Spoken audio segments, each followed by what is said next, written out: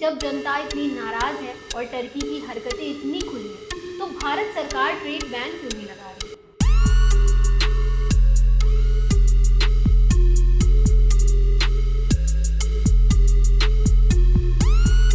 आज हम एक ऐसे सवाल का जवाब ढूंढेंगे जो हर इंडियन के मन में है। टर्की जो बार बार पाकिस्तान का साथ देता है, उसने हाल ही में ऑपरेशन सिंदूर के दौरान भी इंडिया के अगेंस्ट स्टैंड लिया।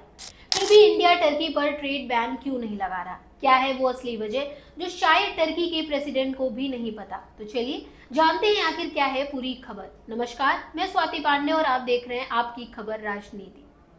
सबसे पहले समझते हैं कि आखिर माजरा क्या है। टर्की और पाकिस्तान की दोस्ती कोई नई नहीं है। टर्की ने हमेशा पाकिस्तान को सपोर्ट किया है, चाहे वो कश्मीर का मुद्दा हो या फिर डिफेंस डील्स।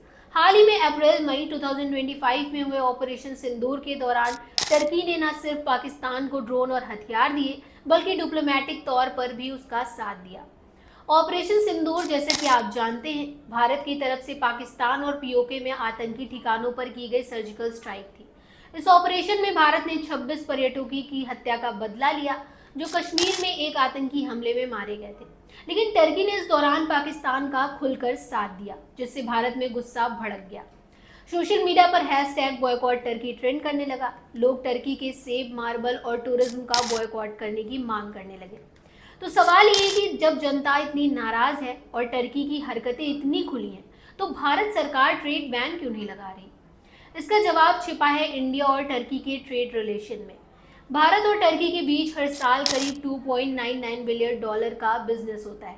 लेकिन खास बात यह है कि इंडिया का टर्की के साथ ट्रेड सरप्लस है, यानी भारत टर्की को जितना इंपोर्ट करता है उससे ज़्यादा एक्सपोर्ट करता है। FY25 में भारत का टर्की के साथ ट्रेड सरप्लस $2.73 बिलियन था। इंडिया टर्की को इंजीनियरिंग गुड्स, इलेक्ट्रॉनिक्स, केमिकल्स और टेक्सटाइल्स जैसी चीज़ें एक्सपोर्ट करता है। ये वो सेक्टर है जो भारत की इकोनॉमी के लिए बहुत ज़रूरी है। अगर इंडिया टर्की पर ट्रेड बैन लगाता है तो टर्की को तो नुकसान होगा ही, लेकिन इंडिया के इन एक्सपोर्ट्स को भी भारी नुकसान उठाना पड़ेगा। एग्जाम्पल के लिए, अगर टर्की से सेब का इंपोर्ट बंद किया जाए तो हिमाचल के सेब प्रोड्यूसर्स को फ़ायदा हो सकता है, लेकिन इसके साथ ही भारत के इंजीनियरिंग और केमिकल एक्सपोर्ट्स पर भी असर पड़ेगा, जो टर्की के लिए बड़े मार्केट हैं। यही वजह है कि सरकार एक बैलेंस्ड अप्रोच अपना रही है। अब टर्की की तरफ देखते हैं। टर्की की इकोनॉमी पहले से ही मुश्किल में है। वहाँ इन्फ्लेशन रेट बहुत ज़्यादा है और उनकी करेंसी का वैल्यू लगातार गिर रहा है।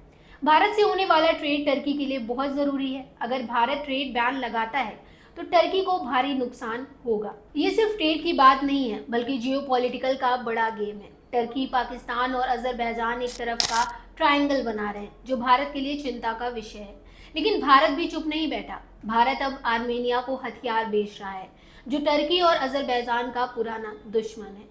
इसके अलावा भारत डिप्लोमेटिक तौर पर टर्की पर दबाव बना रहा है। भारत के मिनिस्ट्री ऑफ एक्सटर्नल अफेयर्स ने साफ कहा कि टर्की को पाकिस्तान से आतंकवाद के अगेंस्ट ठोस कदम उठाने के लिए कहना चाहिए। इंडिया ने 30 से ज़्यादा देशों में डिप्लोमेटिक डेलीगेशन भेजे हैं ताकि पाकिस्तान को ग्लोबली अलग किया जाए। इंडिया का मकसद है कि टर्की को बिना ट्रेड बैन के सबक सिखाया जाए, क्योंकि ट्रेड बैन से इंडिया को भी नुकसान हो सकता है। लेकिन स्मार्ट डिप्लोमेसी और इनफॉर्मल बॉयकॉट से टर्की को ज़्यादा नुकसान होगा। तो अब आप समझ गए होंगे कि भारत टर्की पर ट्रेड बैन क्यों नहीं लगा रहा है। ये सिर्फ इकोनॉमिक फैसला नहीं, बल्कि एक सोची समझी रणनीति है। भारत अपनी अर्थव्यवस्था को नुकसान पहुंचाए बिना टर्की को सबक सिखा रहा है, लेकिन इसमें हमारी भी जिम्मेदारी है। अगर हम स्वदेशी प्रोडक्ट्स को बढ़ावा देंगे तो टर्की जैसे देशों पर हमारा दबाव और बढ़ेगा। कमेंट में बताएं आपको भारत की ये रणनीति कैसी लगी। क्या आपको लगता है कि भारत को ट्रेड बैन लगाना चाहिए? मिलते हैं अगली वीडियो में, तब तक के लिए गुड बाय।